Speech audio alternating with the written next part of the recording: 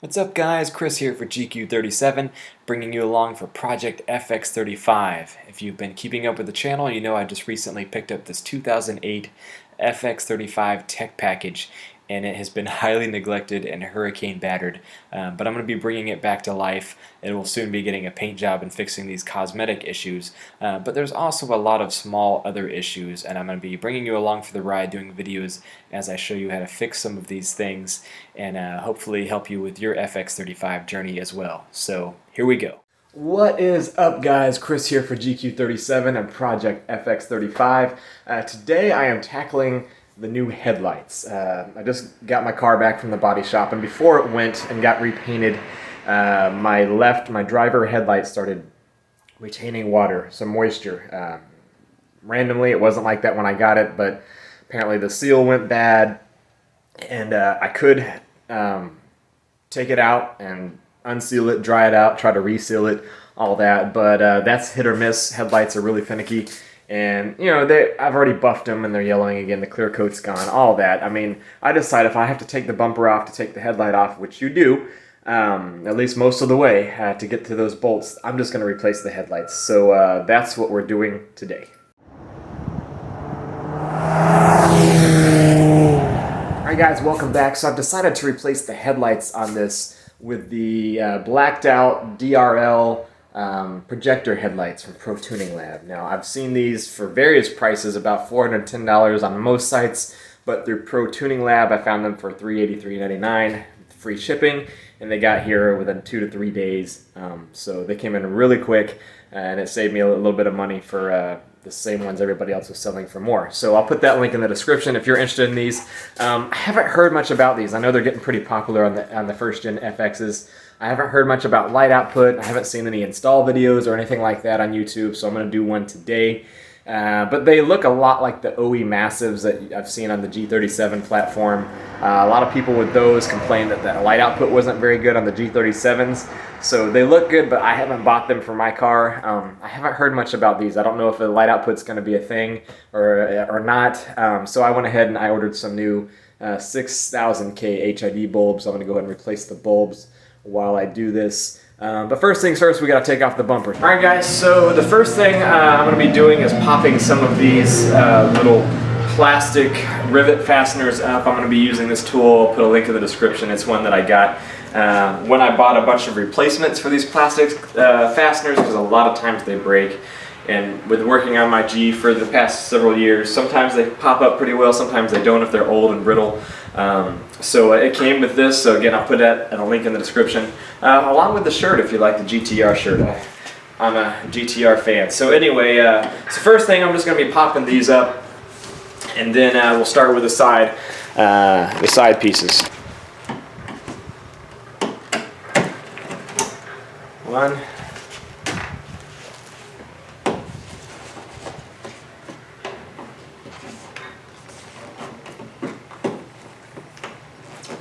2. It works pretty good once you get it started. Slide it under there. A little bit better than a flathead screwdriver.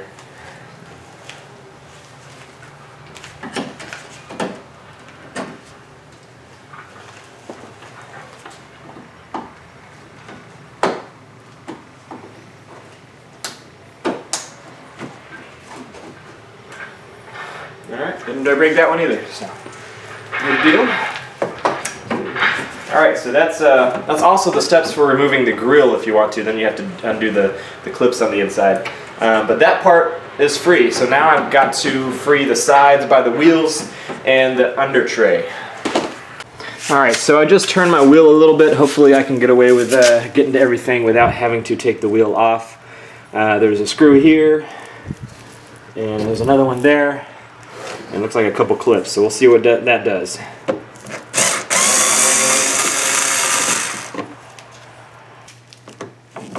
Alright, that one was a little harder to get to. I had to turn the wheel a little bit more, but now it's coming. I didn't want to strip that screw, so okay. There's a lot of tar under here. Let's see. There's a clip up here and there. Let's see if I can separate that. As always, a big fan of these trim remover tools, so I'm going to try to pry that from underneath. Like so. Alright, and like that.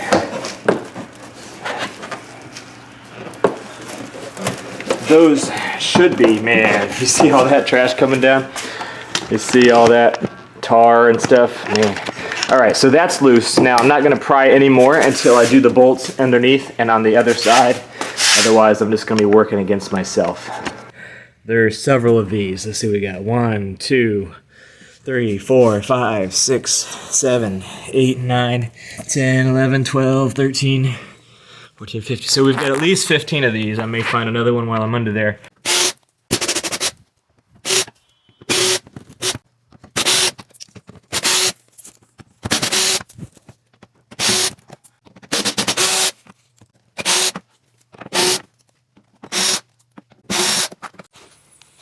Alright guys, so next step, this is the passenger front tire. There are a few of these plastic fasteners in here. Some people take these wheels off, but I'm going to try to do this without doing that. So there's also another one here, and so I see those two.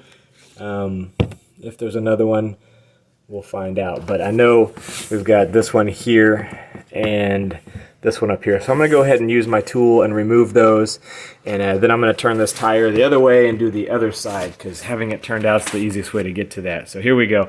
I'm not going to be able to show you as I do it probably, because it's in there pretty good and I need both hands. But anyway, just wanted to show you what I'm about to do. Alright, so I've removed those. Alright, so that's a little bit freed up. Now you've got this part of this trim that is kind of on this hook mechanism. So I'm gonna pull that off. Again, these are some weird camera angles, so I'm not even able to use my tripod really for this. And I need both hands, but I'll pry that off.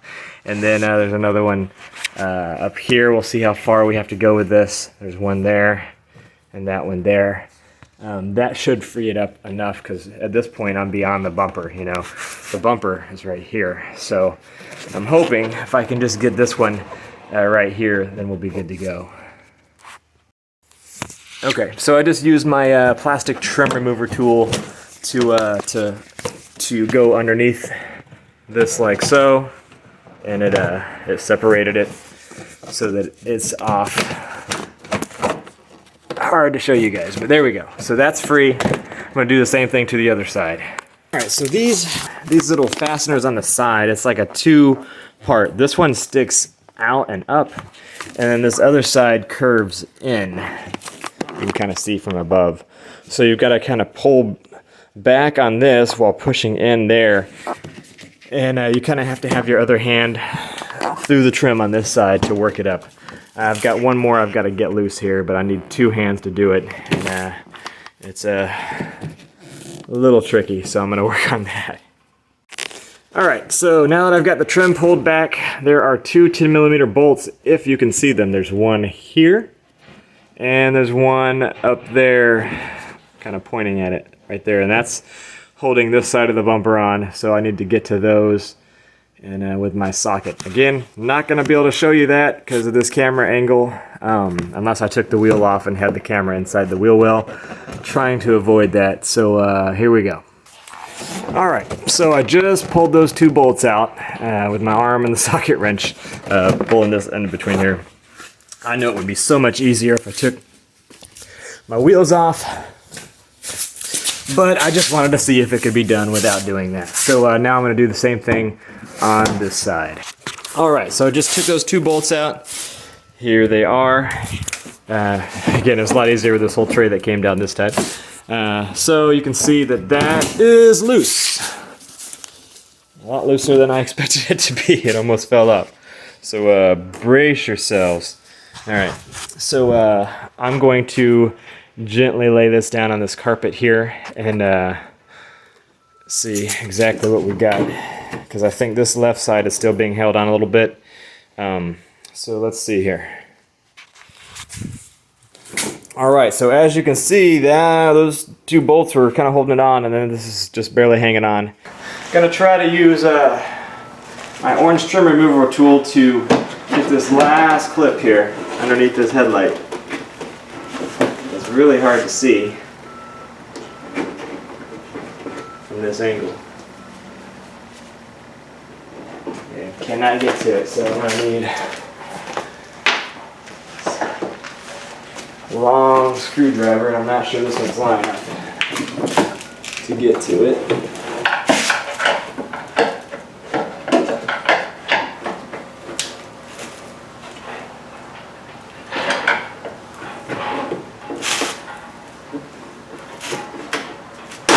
There we are. All right. So now looks like the bumper is pretty free. Still trying to be careful because we're at the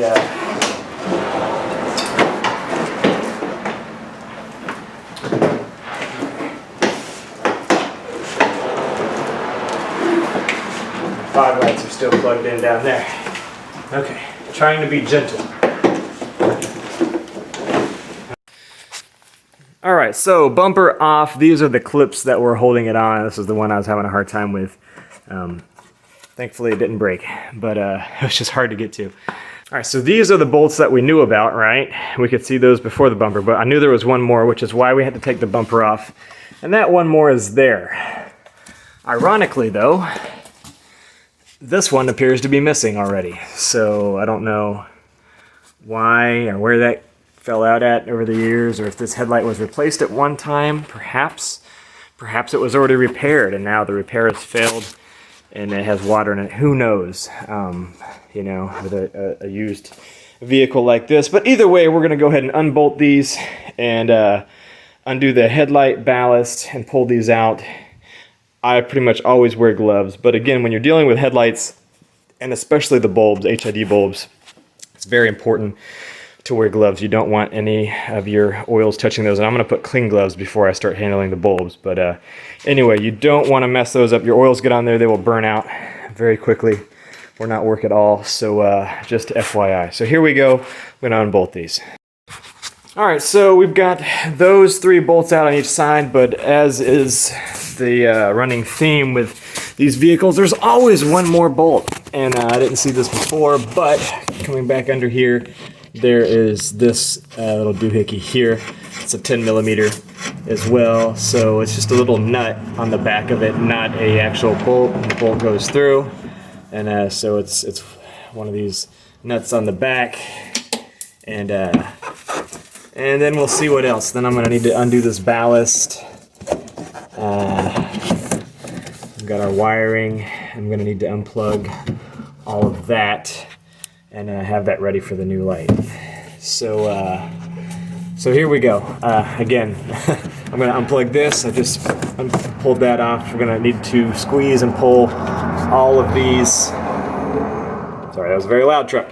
So I'm going to need to squeeze and pull all these out, and the connectors. There's another one up here for our turn signal. So I'm just going to go ahead and unplug all that and see if we are loosey-goosey to pull this out. So, all right, so I undid that little nut on the back. I showed you there's a little prong here that this plastic piece fits into. I just lifted it up and over. I've unplugged some of the wiring. Some of it's going to be easier once I pull it out, I think. So I'm going to go ahead and slide this puppy out. So I couldn't see this one very good, so now I've slid it out so I can unhook that one a little bit. So I couldn't really see and get to this one until I kind of pulled the light out. So I just used a little screwdriver and I popped that one out. And now we've got this ballast. I'm hoping I can get... It was hard to see which way it needed to be squeezed in order to pull that out, so I'm going to work on that one now. There we go. I needed a screwdriver push and pull method. Alright, so that is out. I'm going to go ahead and get the other one.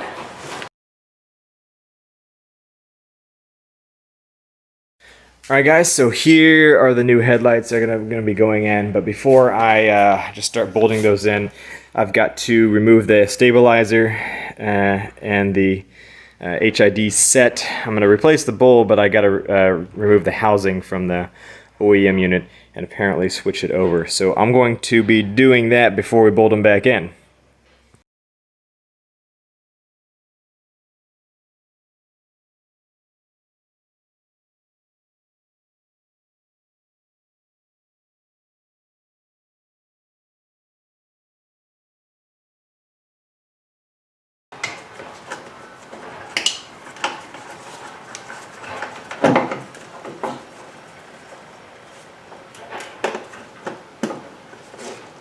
Alright, slide everything in here carefully.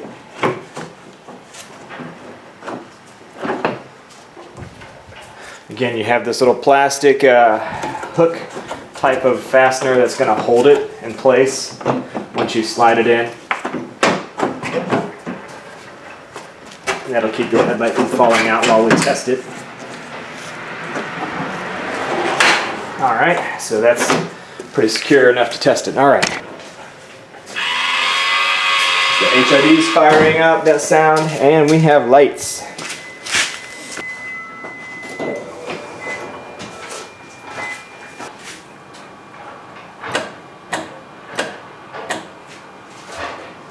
Alright, both of those appear to be working.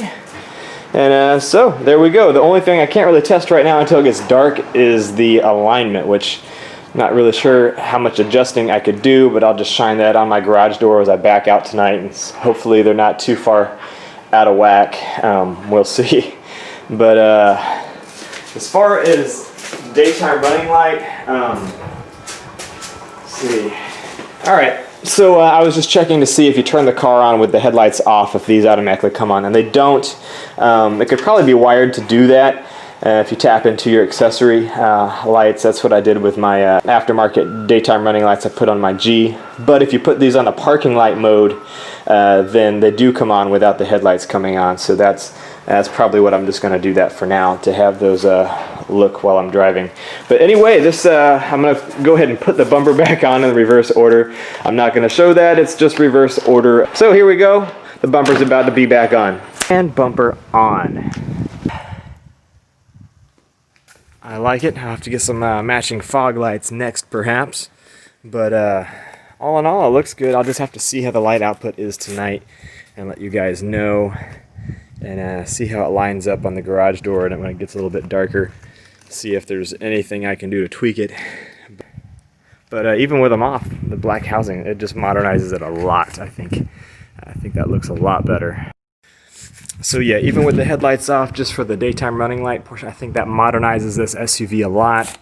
And then the blacked out grille, I think it looks a lot better. So very happy with those. It was a bit tedious. It took me a few hours taking my time and doing it right. But anyway, very pleased with the results. I will see how the light output is tonight. I'll go for a drive in a little bit. So I was unsure if I was going to have to like level them out or something like that, but they shining on the garage door, they actually look about the same level that the stock ones were. You see the two beams in the middle, left and right, and if anything, the one on the right could maybe pan over just a hair, but they're not like cattywampus, like one super up in the air or anything like that. I had that experience with my Mitsubishi Eclipse back in the day, so and the leveling still works. Just moving this, it is adjusting. So all the way to 0 position and then to the 3rd. Brights, those do look pretty bright. So, all right, well that's working. I'm gonna go drive around and check light output, but I think we're in good shape. All right, so now that I'm out here, I went for a drive. It seems that they're pointing a little bit to the left, so I am gonna make some adjustments.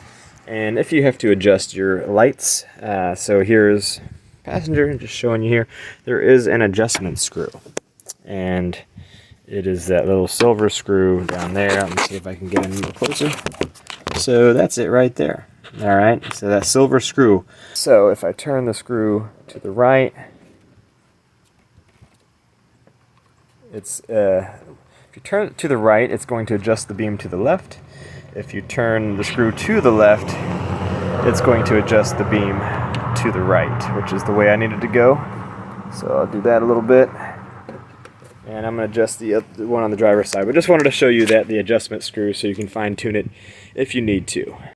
Alright guys, well there it is. Thanks so much for watching. Hopefully this was helpful to you.